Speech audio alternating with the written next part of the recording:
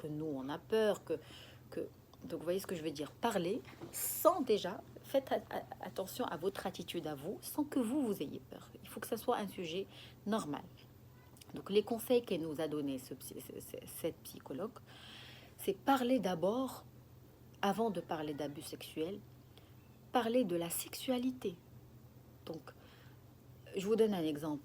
Quand vous parlez d'un sujet à votre enfant, quand vous parlez de la forêt, vous lui dites, vous parlez de la beauté de la forêt, vous parlez de, il y a des feuilles, il nous donne de l'oxygène, il y a des fleurs, c'est beau, on marche, on respire, on se sent bien. On ne dit pas que dans toutes les forêts, il y a du feu, que ça peut exploser, qu'il y a des monstres la nuit. Donc d'abord, on parle de la beauté de la chose, puis on met les enfants contre les dangers de la chose. C'est pas la même chose pour la sexualité. Parler de la sexualité, expliquer, mettez des termes, mettez des mots, et après, on explique aux enfants comment il y a des dangers, comment il y a des gens, malheureusement, qui peuvent abuser de l'innocence des enfants pour les utiliser comme un objet sexuel. Donc ça pourrait rassurer les enfants. En parler d'abord, peut-être un jour, et les mettre en danger peut-être un autre jour.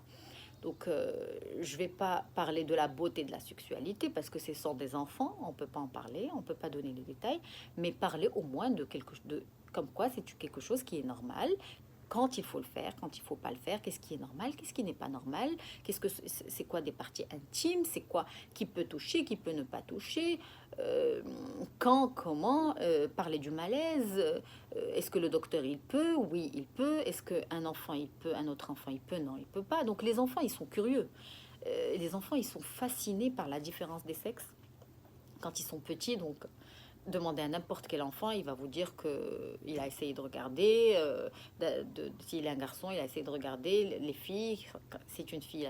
Donc, ils sont fascinés par ces différences. C'est l'occasion d'en parler. Quand vous les surprenez, donc ne criez pas, ne jugez pas, ne menacez pas.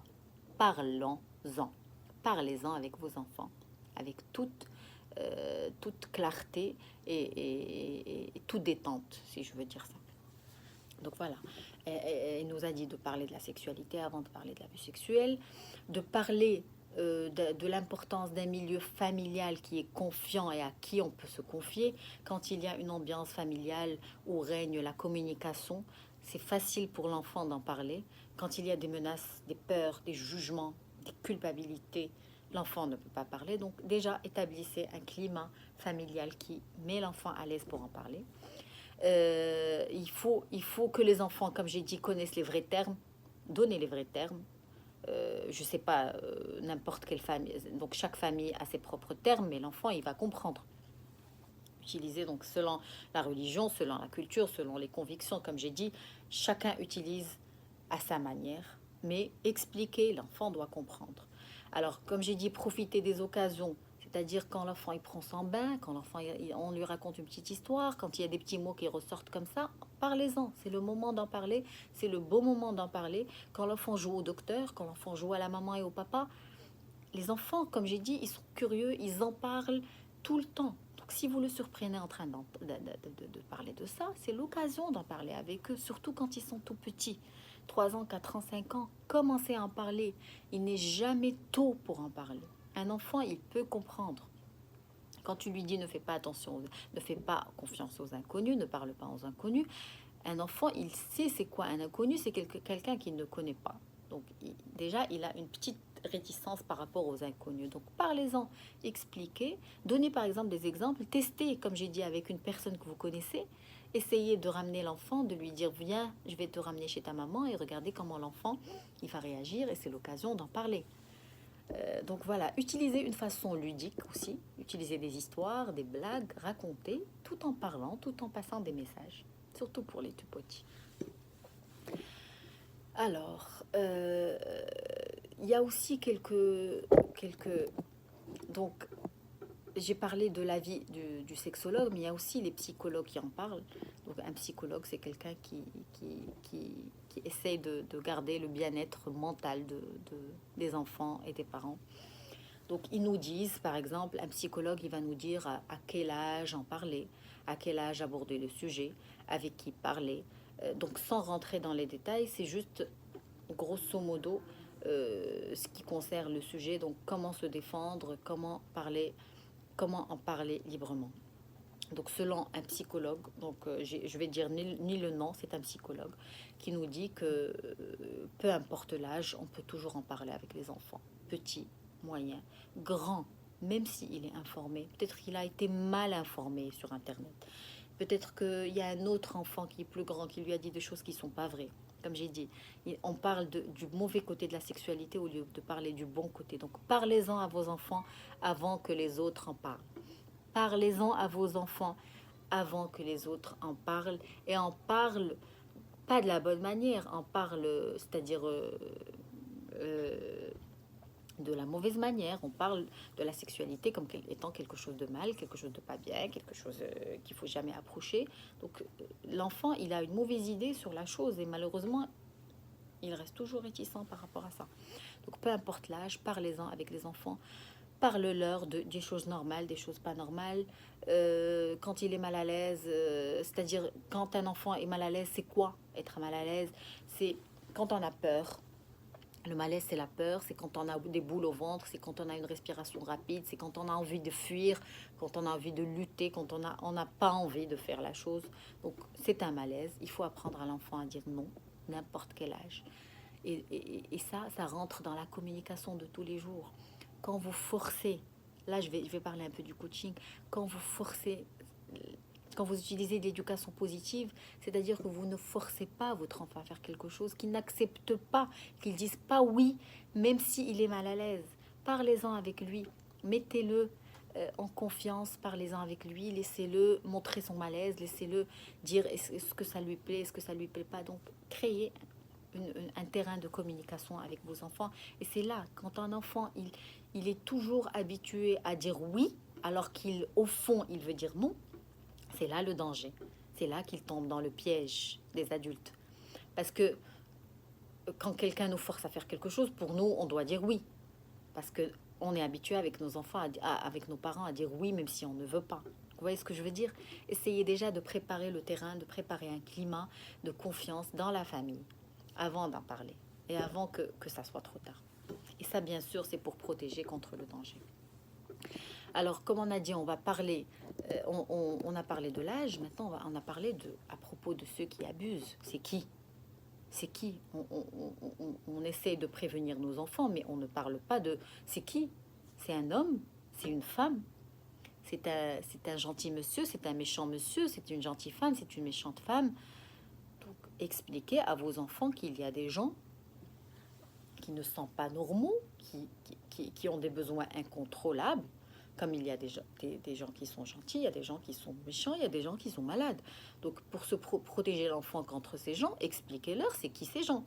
Ce sont des gens qui ont des besoins incontrôlables, qui peuvent utiliser l'enfant pour leurs besoins personnels, pour leurs besoins sexuels. Donc utilisez les termes que vous voulez, mais expliquez à vos enfants qu'ils utilisent le corps des enfants pour se faire plaisir. Donc, ça existe des gens comme ça.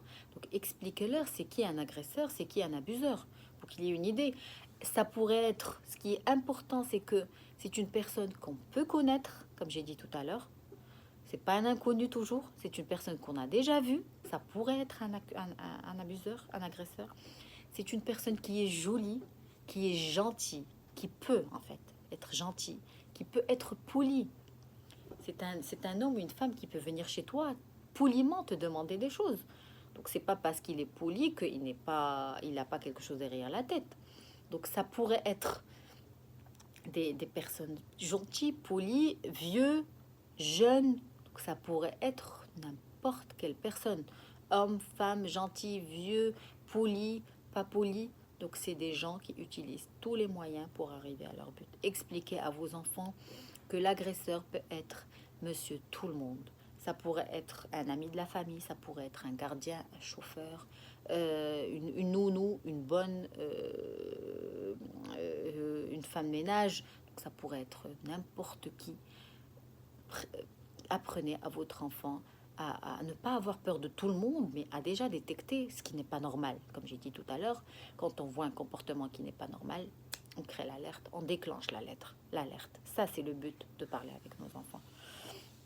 Donc, Qu'est-ce qu'il peut faire un abuseur? C'est pas seulement faire des attouchements ou je sais pas, faire des bisous qui sont pas normales, mais il peut aussi montrer des photos de personnes nues, donc ça met mal à l'aise l'enfant. Il peut aussi obliger l'enfant à se toucher. Donc ça aussi, c'est quelque chose qui doit mettre l'enfant mal à l'aise. Donc expliquez à vos enfants c'est quoi les situations qui peuvent le mettre mal à l'aise face à cet agresseur. Et que cet agresseur, il peut être une personne normale. Donc parler. Donc j'ai dit qu'on peut parler à n'importe quel âge, qui est l'agresseur, c'est quoi le profil de l'agresseur si on veut, et c'est quoi un secret. Parce que comme on a dit, l'agresseur peut demander à l'enfant de parler d'un secret. C'est quoi ce secret? Il y a un bon et un mauvais secret. Expliquez à vos enfants c'est quoi le bon secret et c'est quoi le mauvais secret. Alors le bon secret, c'est quoi? C'est quelque chose qui est bien, qui est positif, c'est une surprise. Attends, ne parle pas à ta maman, on va lui faire une petite surprise, c'est un secret entre toi et moi, donc c'est quelque chose de positif qui fait plaisir. Un mauvais secret, c'est un secret qui met l'enfant mal à l'aise, même s'il ne veut pas, et on lui dit que c'est un secret. Et ça, l'enfant, il doit pouvoir détecter ça. Il doit avoir, pas la maturité, mais le réflexe de détecter c'est quoi un malaise, c'est quoi un mauvais secret. Ça, il faut l'expliquer aussi aux enfants. Un malaise, comme j'ai dit, c'est avoir peur, c'est ne pas être à l'aise, c'est de vouloir fuir, de vouloir, même si on a peur, il faut montrer à l'enfant comment détecter le bon secret du mauvais secret. Vous voyez ce que je veux dire? À qui faire confiance? Par malheur, si jamais ça arrive, ou si quelqu'un essaye de vous faire quelque chose avant que ça soit trop tard, à qui l'enfant peut faire confiance pour en parler? Il y a des adultes qui approchent des enfants doucement, aujourd'hui, demain, après-demain, jusqu'à ce qu'ils préparent le terrain et après, il en profite. Donc, tant que l'enfant, il vient d'être approché, expliquez-lui à qui il peut faire confiance. C'est qui les personnes à qui il peut faire confiance pour en parler. Son papa, sa maman, son instituteur, sa directrice, son copain, la maman de son copain, le papa de son copain. Donc il y a des personnes à qui il peut faire confiance. C'est à vous de savoir, bien sûr, mais en parler. Il y a des personnes à qui vous faites confiance et donc l'enfant il peut faire confiance, bien sûr, tout en mettant l'enfant en garde quand maman ou papa te diront de faire ça quand ils sont petits. Donc vous voyez ce que je veux dire, il y a des personnes à qui on peut faire confiance, mais la confiance ne doit pas être aveugle. Donc à qui faire confiance et expliquer à l'enfant que si la première personne ne t'écoute pas, pars chez la deuxième personne, pars chez la troisième personne. Parle jusqu'à ce que tu sois écouté. Parle, répétez cette phrase à vos enfants. Parle jusqu'à ce que tu sois écouté. Parle jusqu'à ce qu'on te croit. Parle, parle jusqu'à ce qu'on te croit. C'est pas parce que la première personne ne te croit pas, et ça pourrait être ta maman malheureusement ou ton papa, parle-en à quelqu'un d'autre jusqu'à ce qu'on te croit. Ça, expliquez ça à vos enfants. Et on peut aussi utiliser des petites questions, poser des questions aux enfants qui les incitent à avoir des petits réflexes, comme par exemple lui demander que fais-tu si tu sors de l'école et tu ne me trouves pas. Donc là, à travers les réponses de l'enfant, vous allez pouvoir agir, lui dire ce qu'il doit faire, ce qu'il ne doit pas faire. Que fais-tu si je ne suis pas à la sortie de l'école? Que fais-tu si quelqu'un que tu connais pas ou que tu connais peu te dit que je suis un ami de la famille et que tu peux venir avec moi? Parlez-en, posez des questions. Donc l'enfant va essayer de répondre et vous allez pouvoir agir. Est-ce que tu vas penser à m'appeler? Connais-tu mon numéro de téléphone? Apprenez à vos enfants le numéro de téléphone, ça c'est très important. On peut appeler d'une épicerie, d'un commerce, d'un magasin, mais on appelle. Un numéro de téléphone, un enfant, il peut l'apprendre. À partir de 4, 5, 6 ans, il peut apprendre. Il peut apprendre un numéro de téléphone d'une personne, bien sûr, à qui il peut faire confiance. Alors, que faire en cas de danger? Que faire en cas de danger, malheureusement, c'est-à-dire que quand l'enfant, il est alerté, quand ça peut arriver. Alors, il faut bien sûr faire de la prévention, c'est-à-dire on dit à l'enfant de ne pas monter avec des inconnus, et qu'il faut toujours demander la permission des parents d'aller avec quelqu'un. Donc, ça, c'est c'est une prévention. Mais quand ça arrive, c'est-à-dire que quand quelqu'un essaie d'enlever l'enfant, quand il y a le danger, l'enfant doit crier, l'enfant doit courir, l'enfant doit dire non très très fort, l'enfant doit se sauver, l'enfant doit se battre, l'enfant... Donc, montrer déjà que l'enfant, il a le droit de faire ça, parce qu'un enfant, il croit qu'il n'a pas le droit de faire ça, de se battre, de crier, de... Parce que malheureusement, il y a une phrase qui se répète, c'est que l'adulte a toujours raison. Je vais le dire et je vais me taire. On dit tous à nos enfants que l'adulte a toujours raison. Est-ce que l'adulte, il a toujours raison? Un adulte, il peut te faire du mal, donc il n'a pas toujours raison. Vous voyez ce que je veux dire? Donc évitez ce genre de phrase avec vos enfants. Demandez-leur de crier, de courir, de se battre quand ils sont en danger. En cas de danger, il faut se battre. Il n'y a pas de recette magique de comment on peut faire, mais il faut se battre. Bats-toi jusqu'à ce que tu sors du danger, jusqu'à ce que tu te sauves. Parlez à l'enfant aussi, expliquez-lui que son corps lui appartient. Bon, déjà, j'ai essayé de faire des choses très brèves pour que ça soit pas trop lourd pour vous. J'ai essayé de donner l'essentiel, comment parler avec les enfants. Donc j'essaie de donner de gros titres, je vous assure, pour que ça soit vraiment plus très clair. Et j'essaie d'utiliser des termes dont les enfants peuvent écouter. Vous pouvez faire écouter la vidéo à vos enfants pour qu'ils puissent, c'est-à-dire prendre conscience de la chose sans qu'il y ait des mots qui ne peuvent pas écouter parce qu'ils sont petits. Donc la vidéo est faite en sorte que ça soit pour tout public, pour parents, pour instituteurs, pour enfants, petits enfants, grands enfants. Donc parlez-en, comme si un parent parle, moi j'essaie d'en parler. Donc dites-lui que ton corps, il t'appartient. Ça, c'est très important. Ton corps, il t'appartient. Ton intimité personnelle t'appartient. Personne n'a le droit de te toucher si tu n'acceptes pas, bien sûr. Bon, quand on est grand, on peut comprendre des choses, mais quand tu es petit, ne laisse personne te toucher si tu ne veux pas. Quand tu vois le malaise, quand tu vois quelqu'un faire des choses qui ne te plaisent pas, parlons-en.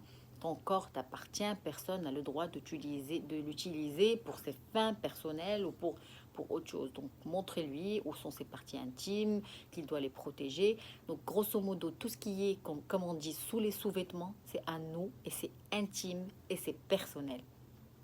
Expliquez ça à vos enfants, je suis sûre qu'ils vont comprendre. Et ce qui est important, c'est votre attitude. Quand vous expliquez la chose, essayez de garder une attitude calme et positive. Ne parlez pas de la chose comme si c'était quelque chose de bizarre. Quand l'enfant sent et voit dans vos yeux que c'est bizarre, il va considérer la chose comme bizarre. Et non, le but d'aujourd'hui, c'est d'en parler pour que ça soit quelque chose de pas bizarre, pour que ça soit pas un tabou, pour que ça soit quelque chose de normal, dont l'enfant peut en parler. Alors, il y a autre chose, bon, il y a des parents, non, il n'y a pas des parents, on le fait tous. C'est que quand il y a un ami de la famille qui vient, on demande à l'enfant de faire des bisous. Ça, il faut plus le faire. Bon, on peut plus le faire avec le corona, heureusement. Mais ne forcez pas vos enfants à faire des bisous. Quand vous forcez un enfant à faire des bisous quand il est avec vous, pour lui, c'est normal de le faire quand vous n'êtes pas là. Donc, ne le forcez plus à faire des bisous. Et ça, je pense que ça a tourné dans les réseaux sociaux pendant un certain temps. Ne forcez pas vos enfants. N'obligez pas vos enfants à faire des choses qu'ils ne veulent pas, s'il vous plaît. Même avec un proche, même avec quelqu'un de la famille. Alors, donc ça fait 45 minutes pratiquement que je parle. J'ai essayé de tourner autour du sujet. Je vous parle alors que j'ai la chair de poule. C'est un sujet qui est très sensible. Oui, qui met mal à l'aise les parents parce que ils ont peur. Ils ont peur que ça arrive à leurs enfants. On ne veut pas que ça arrive. Donc, il faut en parler. Il faut sensibiliser. Il faut créer l'alerte. Il faut en parler avec les enfants. Ça peut les aider. Un enfant, quand il est conscient de la chose, je vous assure qu'il peut lui aider un autre enfant qui est en danger. Et ça, c'est magnifique. Si un enfant voit dans les yeux de son copain qu'il est mal à l'aise, il peut l'aider. Il peut détecter le danger. Donc, il aura les outils nécessaires, les mots nécessaires pour aider, aller alerter quelqu'un, aller alerter un adulte, en parler. Il va pas avoir peur, il va pas bloquer, il va en parler. Ça, c'est le but. Alors, malheureusement, nous transmettons des fois des messages, comme j'ai dit, donc ça c'est pour conclusion, pour conclure. en nous transmettant des messages qui, on ne se rend pas compte, mais ils sont dangereux pour nos enfants. C'est comme j'ai dit tout à l'heure, les adultes ont toujours raison. Non, les adultes n'ont pas toujours raison. Il faut être poli avec tout le monde. Non, il ne faut pas être poli avec tout le monde. Il faut dire non quand on ne... Il ne faut jamais dire non aux parents. Il faut dire non aux parents. Parce que quand on apprend à dire non aux parents, on apprend à dire non aux étrangers. On apprend à dire non aux autres. Si on apprend toujours à se soumettre aux parents, on va se soumettre à tout le monde. Donc ça, c'est les dangers de l'éducation. Donc une éducation positive, une éducation bienveillante, c'est une éducation qui incite l'enfant à dire non s'il ne veut pas. Vous voyez ce que je veux dire? Communiquer avec vos enfants pour qu'ils justement ne tombent pas dans le piège des adultes, des monstres de la société.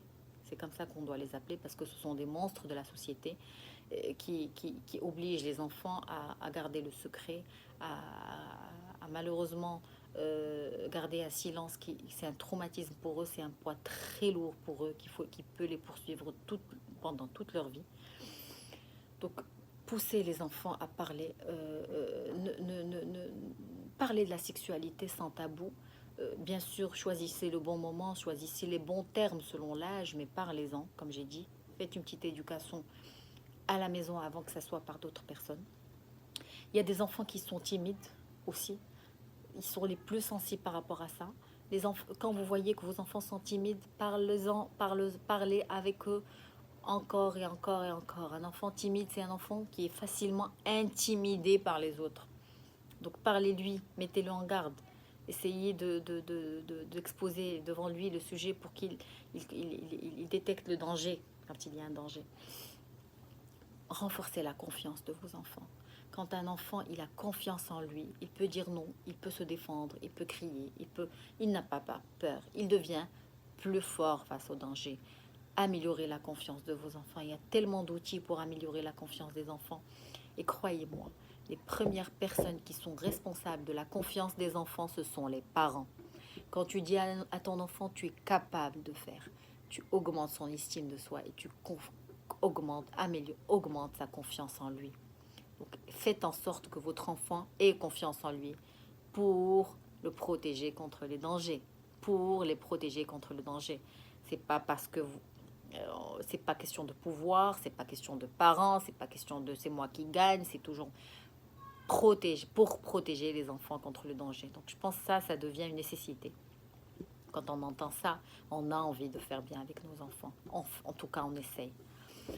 Et parler avec toute franchise. La dernière chose, c'est que parler avec toute franchise, quand on a l'habitude de parler avec nos enfants en toute franchise, sans rentrer et sortir, je parle de tous les sujets. C'est pas forcément la sexualité ou les choses qui sont tabous. Parlez-en en toute franchise. Et quand on parle en toute franchise avec nos enfants, qu'est-ce qu'on fait? On crée une relation solide avec eux. On crée une relation de confiance avec notre enfant. Et quand il y a une relation de confiance avec l'enfant, vous serez la première personne alertée quand il est en danger. Vous serez la première personne alertée quand il n'est pas bien. Il va vous en parler quand il n'est pas bien. Il ne va pas avoir peur de vous parler parce que vous allez le juger ou vous allez réagir mal. Voilà. Donc, en gros, soyez des exemples pour vos enfants, parlez-en. Peut-être que, comme je vous ai dit, nous, on n'a pas eu cette éducation. Donc, informez-vous, parlez, cherchez, lisez. Donc, il y a tout sur Internet. Il y a tout, la manière de parler, comment vous pouvez parler, à quel âge vous pouvez parler, c'est quoi les questions qu'il faut poser pour que l'enfant soit mis en garde. Cherchez. C'est pas parce qu'on n'a pas été éduqué sur ce sujet, sur sa sexualité avec nos parents, qu'on ne doit pas le faire avec nos enfants. Parlez-en pour que ça soit moins tabou et pour libérer la parole de vos enfants. Et nos enfants, c'est les futurs adultes, c'est les futurs hommes et femmes de la société. On en a besoin pour être bien dans notre société, pour aider notre société à aller à l'avant. Je pense que c'est tellement sensible que j'ai gardé mon souffle jusqu'à la fin. Voilà, donc écoutez la vidéo, réécoutez-la, faites-la, partagez-la, faites-la écouter à d'autres personnes. Ça pourrait On pourrait détecter grâce à ça des victimes, comme j'ai dit, des enfants qui n'ont jamais osé parler et qui vont aujourd'hui parler. Donc parlez-en, ça peut, ça peut faire des miracles, ça peut, comme j'ai dit, faire des tsunamis, mais espérons que ce soit des tsunamis positifs, que ce soit une bonne chose pour tout le monde. Je vous remercie. J'essaie de résumer en vous disant que nos enfants, c'est la chose la plus sacrée pour nous. Donc protégeons-les en nous renseignant, en nous cultivant, en nous informant davantage sur le sujet pour qu'on puisse en parler avec nos enfants. Merci de votre écoute et je vais diffuser la vidéo et j'attends vos questions avec impatience. Et comme je vous ai dit, je ne suis ni sexologue ni psychologue. J'essaie d'aider à ma manière et d'en parler de ce sujet à ma manière. Merci de votre écoute et à très bientôt. Inch'Allah. Merci.